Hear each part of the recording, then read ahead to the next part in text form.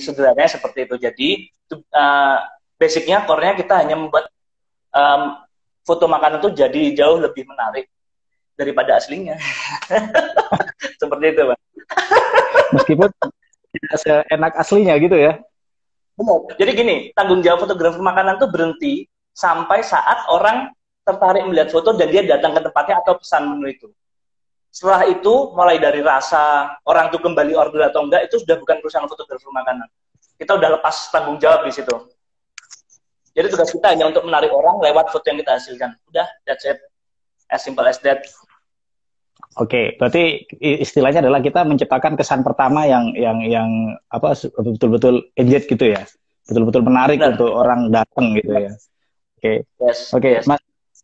Selama ini Mas Aan sendiri kan selaku owner dari Take a Food Fotografi, saya lihat produk-produknya juga kebanyakan produk yang tidak banyak dikenal, tapi ketika kita melihat fotonya Mas Aan ini yang ada di galeri Instagram itu, wah, kok penasaran gitu ya.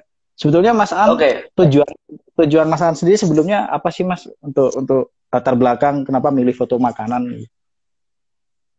Karena saya merasa gaji saya di kantor tidak cukup dan saya harus melakukan sesuatu untuk cari uang. Sesederhana itu. Ya.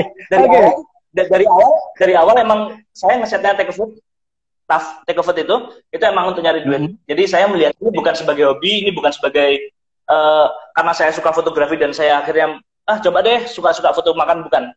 Dari awal saya emang udah pengen berbisnis di sini. Saya buat ini sebagai bisnis. Seperti itu. Oke, jadi memang ini ya tidak menutup kemungkinan apa pendapatan juga lumayan karena tujuan kita berbisnis gitu ya Mas di bidang foto makanan ini gitu ya Mas. Ya, benar. Lumayan lah. Tapi lumayan. Menyikapi di Jawa Timur ini Mas ya, kebanyakan cuman foto makanan kayak gitu aja kok mahal gitu. Itu gimana sih Mas? Iya. Bahkan Mas Iwan tanya gini, ini pertanyaan yang sama pernah sering dilontarkan calon klien saya waktu itu 10 tahun yang lalu ketika kita awal mulai. Itu banyak banget, alah Mas, foto menu yang masuk sak mene larange. Waduh. Iki foto nggak HP iso Mas paling Mas.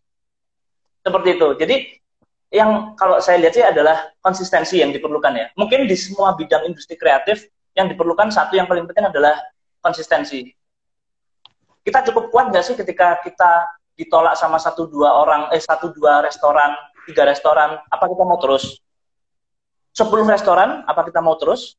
20, apa kita mau terus? Jadi yang penting kenapa saya bisa bertahan sampai saat ini karena saya konsisten aja. Melakukan itu terus, persisten terus saja lakuin. Pasti nemu kok. Akan ada hukum perbandingan di situ. 1:20 misalnya. 20 kali tolak, satu dapat klien. That's it. Sesimpel itu. Sesederhana itu. Oke, bicara soal klien nih. Karena kebanyakan klien kita kan, mohon maaf nih Mas, orang-orang kita itu pasti nawarnya kan nggak bikin, kadang nggak bikin seneng gitu. Oh iya. Nawarnya kan. Sakit hati. Ya. Padahal kalau dia dari perjuangannya, foto makanan yang sudah pernah saya rasakan adalah menata lightingnya, kemudian komposisi, termasuk pernak-perniknya juga nggak sedikit ya Mas ya ternyata. Ya, sesuai kebutuhan. Benar banget. Bicara foto produk Mas, foto produk kebanyakan yang menjadi prospek ke depan itu gimana Mas untuk foto produk itu sendiri? Tapi foto produk produk selama masih ada orang berjualan, pasar kita sebagai fotografer makanan masih ada kok Mas. Masih karena gini, mereka punya produk bagus. Masalah yang terjadi adalah mereka bingung nih untuk jualannya gimana.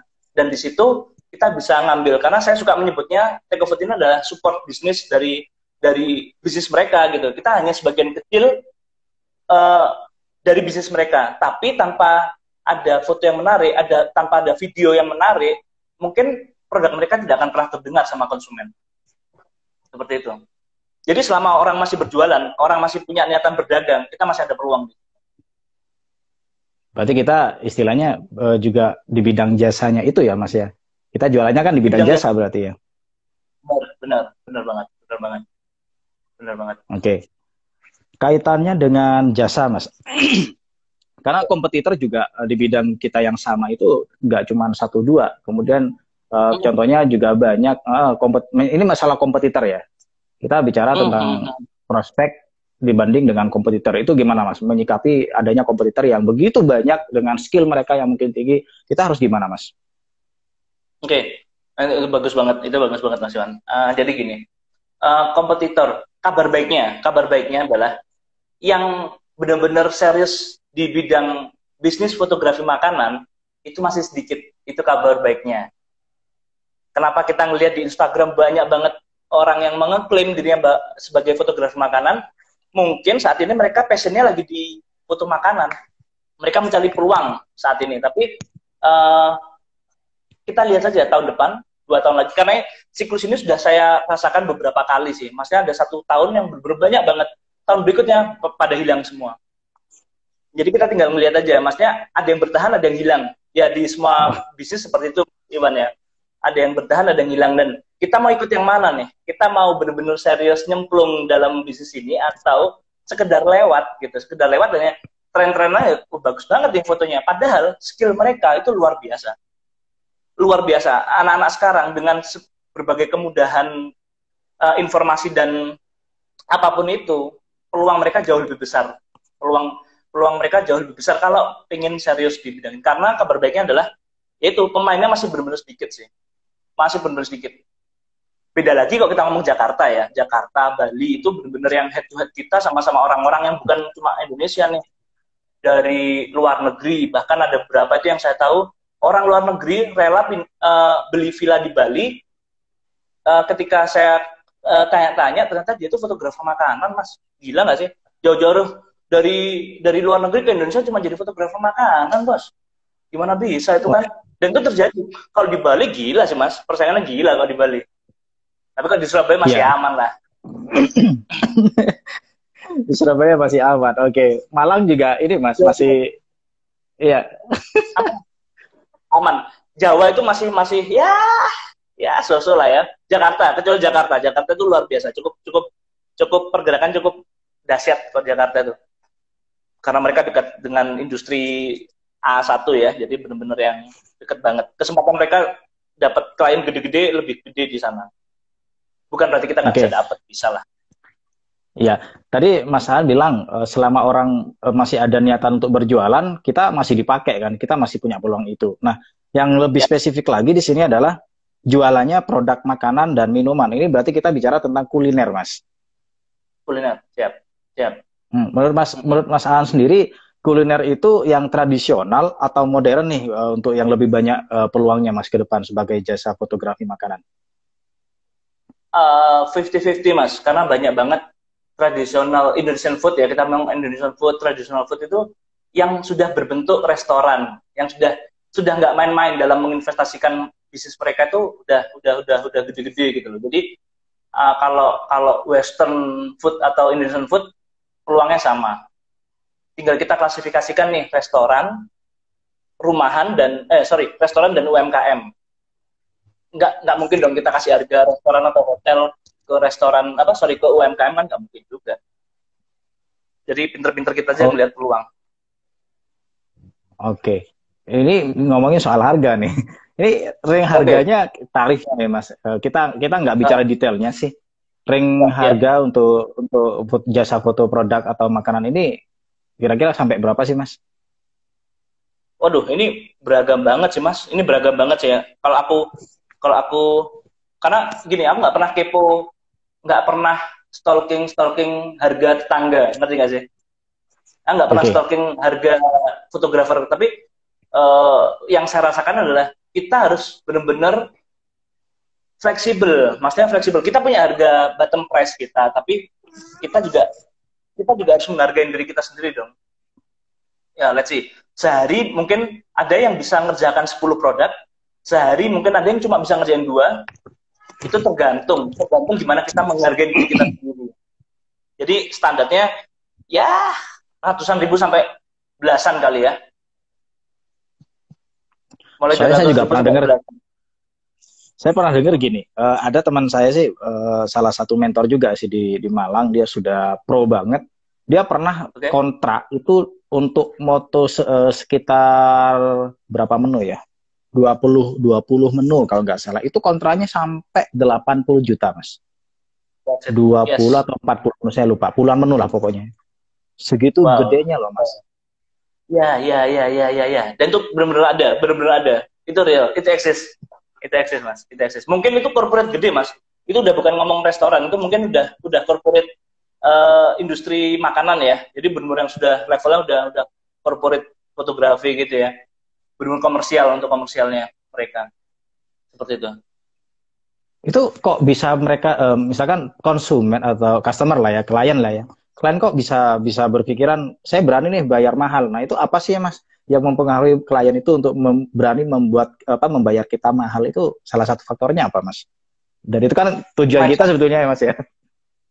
Iya, benar-benar. Yang kalau yang tangkap sih adalah mindset ya. Mindsetnya mereka tuh mau gimana. Jadi ada beberapa orang itu yang gini loh. Bayangkan gini, katakanlah foto makanan, foto menu, kontrak kita tawarkan 5 juta atau 8 juta. Sedangkan mereka sudah buat restoran dengan invest yang luar biasa gede. 100 juta, 150 juta, 200 juta, atau lebih. Nah, hanya dalam kutip mengeluarkan 5 juta, kadang mereka itu sudah nggak mikir gitu loh. Karena ya udah, ini investasi kok. Ini investasi.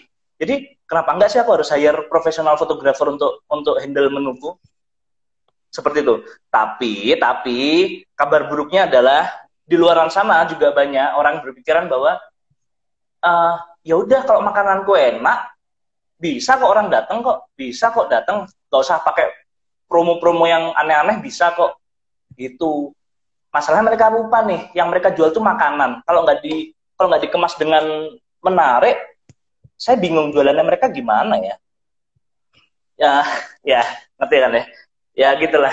Oke, berarti kita ambil sisi di situnya ya. Ya, benar. Tinggal milih, Mas. Maksudnya ada yang nolak, ada yang terima, ada yang nolak, ada yang terima. Itu yang aku maksud konsisten dan persisten. Terus aja, jalan terus aja. Karena di luar sana pasti banyak orang yang butuh jasa fotografi makanan. Oke, bicara tentang konsisten, Mas. Yang jelas kita untuk konsisten ini, kita harus menampilkan karakter kita dong. Karakter kita sebagai fotografer makanan, style kita seperti apa, atau kita mengikuti permintaan klien. Jadi ada dua pilihan, entah itu kita pertama adalah kita bersikukuh dengan karakter kita, kedua kita harus fleksibel nih, Mas. Itu gimana, Mas, pilihannya? Oke. Di awal-awal aku jalan sih sebetulnya aku masih sangat straight sama ide, sama konsepku. Maksudnya aku bukan aku nggak mau nerima, tapi aku lebih mengarahkan klien untuk pakai konsepku. Oke, tapi kesini kok banyak gesekan ya akhirnya sama kliennya. Akhirnya aku mikir nih, selama output yang kita hasilkan itu membuat klien puas, yang notabene yang bayar kita, itu yang kontrak kita, yang hire kita, aku rasa aman kok. Jadi aku ngutip dari katanya Uus. Jadi kita itu idealis, tapi kita punya prinsip, bukan idealis yang benar-benar idealis straight to our concept gitu ya. Karena konsep kita belum tentu bagus-bagus juga kok. Justru dengan kita banyak mendengarkan permintaan dari klien, itu bisa melifting up, bisa mengangkat skill kita. Jadi kita udah keluar dari zona nyaman nih. Kita udah ngerasa bagus nih. Kita kasih ke klien, Mas kok gini ya fotonya ya? Mas foto ulang lagi, Mas. Nah, itu kadang ada beberapa orang yang sakit hati nih. Waduh, foto gue diomongnya lerek. Yang kita pikir itu bagus. Tapi kan nggak bisa kayak gitu juga. Kalau kita bisa menerima masukan dan itu bisa membuat kita lebih bagus foto kita, kenapa enggak? Seperti itu sih, Mas. Jadi yes, benar, konsep itu harus berawal dari klien sama kita. Brainstormingnya gimana sama klien. Kita kesampingkan ego dulu ya, Mas ya, berarti? Yes, benar. Oke. Ini Mas, suka duka selama jadi food photographer nih Mas. Mungkin lebih detail kita sampaikan apa sih Mas Karena kebanyakan orang kalau udah seperti Mas Aan bilang tadi, aduh Mas ini kurang ini ya. Kebanyakan kita udah gini kecewa ya. Kemudian ada yang sakit hati juga, ada Iya, yang menyerah iya. juga. Nah, itu termasuk Benar, benar. dukanya mungkin ya. Iya, iya. Tapi duka yang paling sakit tahu nggak sih Mas apa Mas fotografer makanan? Apa itu Mas? Nggak dapat klien, Nggak dapat nggak dapat klien. klien. Iya, nggak dapat klien itu yang duka yang paling dalam. Udah mending ya kita dikontrak, udah ada tanda tangan kontrak tuh, kita diomong jelek fotonya, oh itu masih aman. Tapi kalau kita sudah ngirim proposal ke 20 klien dan gak ada yang mau sama kita, itu mungkin agak ngejelek ya, agak sakit gitu loh. Ngerti gak? Udah promo kemana-mana, nggak ada yang nyantol gitu ya. Nah itu Mas, itu adalah proses pendewasaan yang saya bilang tadi. Kita benar-benar nggak sih mau sih masuk ke bisnis ini, karena saya bilang di sini bisnis fotografi makan itu nggak mudah. Nggak mudah dalam artian mental kita benar-benar harus dijaga. Mungkin ya, saya nggak ngerti di industri kreatif yang lain mungkin mengalami hal yang sama ya. Ketika kita dibenturkan sama proposal yang nggak kunjung ditandatangani klien, kita nggak dapat klien, itu kita diuji gitu loh. Kita benar-benar pengen masih terus di bisnis ini atau enggak gitu. Kalau kita jalan aja udah, tabrak aja. Sama diomongin tetangga, dukanya Mas. Tetangga-tetangga itu kan melihatnya kita pengangguran dong, ya kan? Kita nggak pernah berangkat jam 7 pagi dong, pulang jam 5 sore nggak pernah juga gitu. Kita kadang seharian kita di rumah dong ya kan, kita di rumah, kita kelihatan nganggur. Itu di awal-awal tuh ganggu banget. Omongan tetangga tuh ganggu banget. Ya ampun, anak itu nggak kerja ya, Mas itu nggak pernah kerja ya, nggak pernah pakai baju yang rapi ya, nggak pernah ke kantor ya. Aku sekarang sih udah, sudahlah, nggak peduli udah. Ada tetangga tuh nonton nggak ini ya? Ada tetangga nonton nanti. Tak lihat dulu. Komentarnya tak aktifkan nih. Komentarnya tak aktifkan. Ini siapa tahu ya teman-teman ada yang mau tanya, monggo. Teman-teman kalau ada yang mau bertanya silakan. Ini kita mungkin 10 menit terakhir. Ya nggak apa-apa lah. Ya. Emang kalau IG ini Mas ya? Kalau IG emang 30 menit aja Mas ya? Sebetulnya sih enggak Mas ya. Cuman kalau terlalu lama kan takutnya orang namanya bosen juga ya. Benar. Iya, kemarin saya di Zoom itu 1 jam. Itu sampai pematerinya sampai susah mau ngomong itu sampai bingung mau ngomong apa gitu. Tapi kita akan lebih spesifik lagi bahasnya Mas ya, nanti materinya juga sebetulnya 30 menit nggak kerasa sebetulnya. Oh iya, cepet banget ini Mas. Oke, tips menjadi kreatif. Oh, wah mantap Mas Lukman Bro. Thank you Mas Lukman Bro. Kenal nih saya. Oh, temennya Mas Iwan nih. Ini teman kita di EJSC kayaknya Mas. Halo Mas Iwan. Sorry. Oke, Mas Lukman, tips memasarkan brand jasa. Ini yang saya maksud bahwa zaman-zaman sekarang, era-era sekarang tuh sangat mudah. Banyak kemudahan. Instagram sudah sangat bagus, Facebook sangat bagus. Kita bisa jualan Pinterest. Dulu waktu saya mulai di 10 tahun yang lalu, cara masarannya benar-benar terjadi Mas Iwan. Jadi aku buat kartu nama 30.000 tuh dapat 100 lembar. Aku benar-benar masukin door to door ke restoran-restoran. Itu yang aku lakukan dulu. Jadi kalau Mas Iwan pernah tahu di Surabaya ada Tunjungan Plaza itu dari lantai 1 sampai lantai 4 itu aku benar-benar puterin tuh Mas. Satu-satu masukin ke restoran dan tidak ada yang mau dengan kita. Saya 3 hari ke TP itu, setiap hari ke TP dan tidak ada yang nyantol. Nah, tipsnya apa? Tipsnya banyakin aja portofolio. Banyakin portofolio. Dengan portofolio yang bagus, bagus itu relatif ya. Banyakin aja portofolio sampai ada orang yang suka dengan style foto kita. Kita berharap ada orang yang suka style foto kita dan akhirnya mereka hubungin kita seperti itu sih.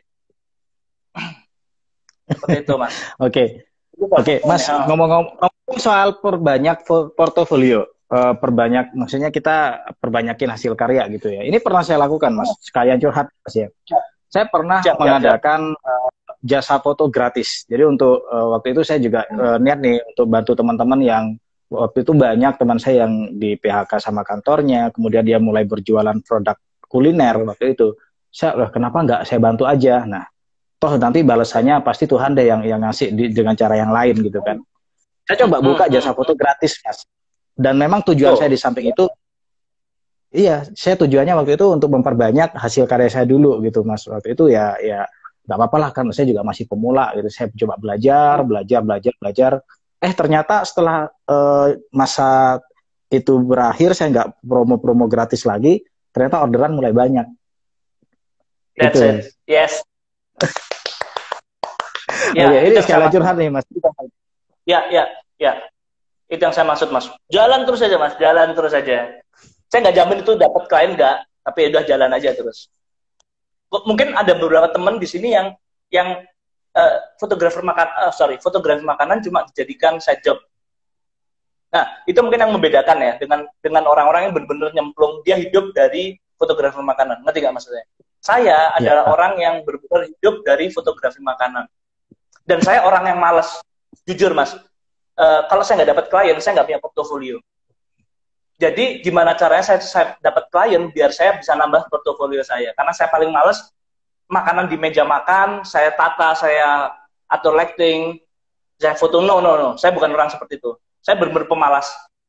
Jadi saya harus dapat klien biar saya bisa nambah portofolio saya.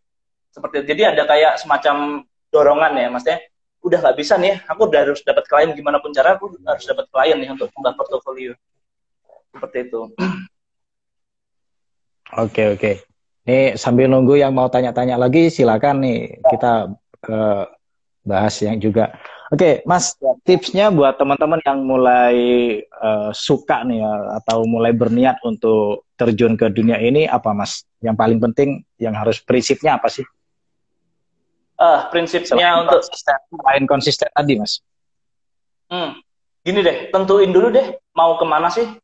Misalnya gini, mau dibawa kemana sih fotografi makanan ini bagi teman-teman yang baru ya, yang mau ini, mau dibawa kemana nih? Ini hanya dijadikan ajang banyakan like di Instagram, dijadikan ajang untuk kelihatan keren di teman-teman, atau emang bener-bener buat bisnis?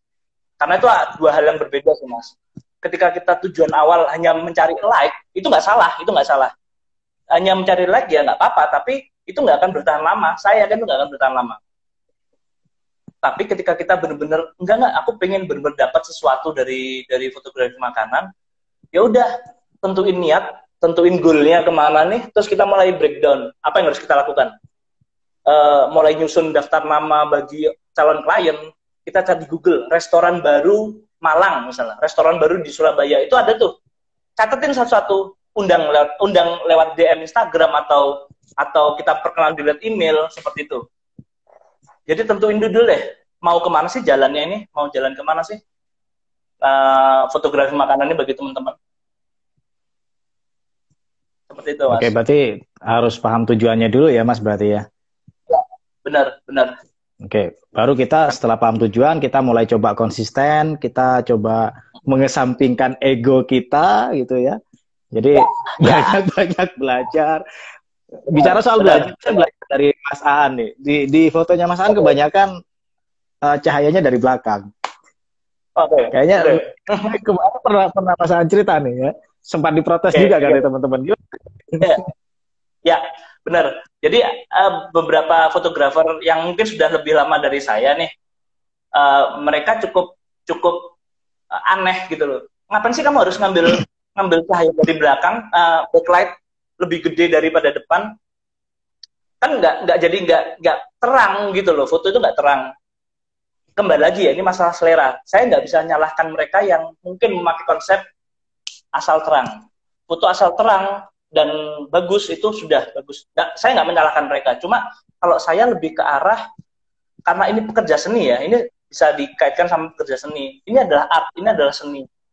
Ketika foto kita yang kita hasilkan itu sama dengan kebanyakan orang, lalu gimana diferensiasi foto kita sama orang lain? Seperti itu. Saya nggak bilang foto saya itu berbeda ya, Mas ya. Karena saya juga ngelihat foto-foto produk lain luar biasa. Saya beberapa suka sama foto mereka. dengan backlight, dengan 2 lampu atau 1 lampu atau 3 lampu gitu, saya suka. Cuma di satu titik kan kita harus nentuin nih, kita ini mau ke arah mana nih? Mau ke arah terang atau ke arah gelap atau ke arah black and white atau apapun itu ya, flat lay mungkin kita nggak ngerti. Kita yang bisa jawab itu kita sendiri sih. Kita lebih condong kemana nih? Kita pengen nguatin kemana nih ini ya? Seperti itu. Oke, ini udah bicara skill ya. Tadi ada yang nanya nih, saya sempat baca di atas. Ini menjadi food photographer itu sebuah talenta atau bisa dipelajari, Mas? Gitu. Saya lulusan S1 psikologi. Yang pasti di psikologi nggak pernah ada cara menyusun, cara membuat lighting yang baik. Tidak ada. Di tidak ada sama sekali itu. Jadi, yes, saya percaya ini bisa dipelajarin. Saya nggak pernah mengenyam. Mungkin Mas Iwan atau teman-teman yang lain mungkin lebih luar biasa. Mungkin pernah ikut kelas online fotografi. Mungkin pernah ikut kelasnya Dani Triadi. Mungkin pernah ikut kelasnya siapa? Dodi Bening mungkin. Dodi Bening keren. Mas Dodi Bening keren tuh. Tapi saya nggak pernah sama sekali. Nah, kan itu keren banget sih. Mas Dodi itu keren banget. Tapi Mas, saya nggak pernah. Seumur hidup saya nggak pernah ikut kelas fotografi. Bukan sombong. Saya lihat cukup mahal. Aduh, mahal sekali. Saya mending cari klien untuk saya belajar. Jujur sekali saya. Saya jujur sekali. Kejujuran yang hakiki loh ini. Kayak kita lagi sedang berburu kelas online kayak merasa tertampar gitu. Aduh. Ini ya Mas ini otodidak ya gitu ya. Bisa dibilang otodidak gitu ya, Mas. Kan gini, YouTube itu sudah menyediakan semua yang kita inginkan, Mas ya. Mas Iwan mungkin lebih suka ke foto-foto yang model A nih. Tinggal cari aja di keywordnya YouTube, pasti banyak banget. Dan kita bisa belajar banget dari situ ya. Non sewu, tapi ada beberapa orang yang mungkin lebih concern ke buat kelas online. Saya tidak mengecilkan arti mereka. Banyak orang yang butuh kelas online.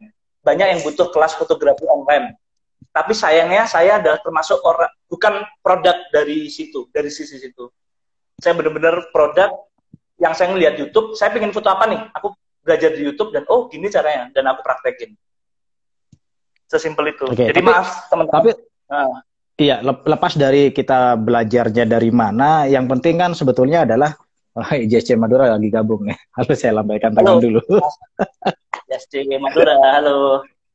Halo. Geng luar biasa geng sana itu ya. Aduh, pasukan barbar. Keren. Karyanya oke. Saya suka. Kolaborasi dengan mereka. Oke, kembali lagi, Mas. Tadi apa ya saya mau tanyain ya? Lepas dari kita belajarnya dari mana, tapi kembali lagi ke tujuan kita. Yang penting klien itu suka. Bener nggak, Mas? Yes. Ya, benar. Klien itu suka. Udah beres. Masalahnya kan gini, buat klien suka itu kadang ada yang klien, tipikal klien yang ya, ngerti nggak sih Mas? Oh, bagus Mas. Pokoknya manut tok gitu. Nah, tapi semakin kesini, semakin banyak kita berhadapan dengan klien baru dan kawan-kawannya, itu luar biasa Mas. Ada yang benar-benar perfeksionis dalam artian, Mas aku punya foto yang aku suka seperti ini nih. Gimana caranya harus ngeplok sama foto itu. Gila Mas, kita disuruh nyamain sama foto yang mungkin dia pakai Elinchrom mungkin lightingnya, mungkin dia pakai 1D mungkin gila sih Mas. Tapi tantangan. Iya kan? Jadi dengan equipment yang kita punya, bukan berarti kita harus punya equipment yang lengkap ya Mas. Kita bisa kok, kita bisa. Ini untuk informasi aja Mas. Dulu aku mulai dengan lampu Cina harga 300 ribuan udah dapat 2 set lampu. Dan saya pakai Canon 1000D awalnya itu. Itu bener-bener yang minim banget sih, minim banget. Tapi buktinya udah bisa bertahan kan. Berarti kan equipment bukan satu-satunya hal yang bisa membuat kita sukses atau enggak. Itu yang saya percaya sih. Oke, pernah saya dengar juga dari Dodi Bening ya untuk menaikkan harga atau menaikkan inilah anggaplah kasarannya tarif kita memang harus menaikkan equipment. Itu equipment memang kita butuh tapi itu hanya untuk menaikkan apa ya? yang dilihat orang, biar dia seimbang. Oh ya, saya bayarnya mahal, kelihatannya ini juga Benar, peralatannya juga mahal, berarti imbang gitu ya. Tapi kembali lagi ke benar. skill dan juga bagaimana cara kita bertahan gitu ya Mas dalam bidang ini. Iya, iya, iya, iya, benar banget Mas, benar banget. Ya percuma sih kita punya 5D tapi kita bingung atur isunya di mana. Atau bingung Kita mikir punya konsepnya gitu ini. Iya, iya, iya. Udah pokoknya lampu dua dipasang powerful gitu, isunya digedein, pokoknya terang, foto deh gitu kan. Waduh. Itu Mas ada yang tanya tuh Mas. Iya, saya mau tanya nih, apakah saat pemotretan makanan, styling makanan dilakukan sendiri atau dengan bantuan food stylist? Hmm. Oke, wah. Halo Mbak Sinta. Bergabung Mbak Sinta. Oh iya. Jadi gini, kalau pakai food stylist atau enggak, itu tergantung kontrak, Mas. Kembali lagi tergantung kontrak. Ada beberapa project kita yang ngelainin hotel, itu saya hire teman-teman chef dari hotel-hotel, beberapa hotel di Surabaya. Saya atur waktu mereka, mereka off kapan, ini apa ada project nih, ayo, Anda ada 20 menu, 3 hari kita nginep di sini, dan kita harus selesai dalam 3 hari. Seperti itu. Tapi kita harus mandiri. Jadi kita namanya di industri kreatif Mas ya. Kita nggak boleh manja gitu loh. Udah bukan siapa-siapa manja lagi. Foto maunya kita cuma megang kamera dan tinggal jepret-jepret nggak bisa juga sih. Saya malah suka di awal-awal kan saya sendirian Mas. Bener-bener sendirian saya. Jadi mulai dari marketing, food stylist, foto, editing, desain, cari klien itu saya semua sih. Jadi kita harus paling nggak udah menguasai basicnya. Jadi ketika kita dapat kontrak gede, kita udah ngerti nih, food stylist, tolong dong, aku pingin konsepnya seperti ini ya. Nah, kita obrolin di situ. Jadi bukan keharusan kita harus pakai food stylist. Kalau kita mau belajar juga, ayo kita lakukan sendiri, aman. Hati-hati, tangannya kena minyak, dilapin dulu, kameranya rusak nanti kalau nggak dilapin.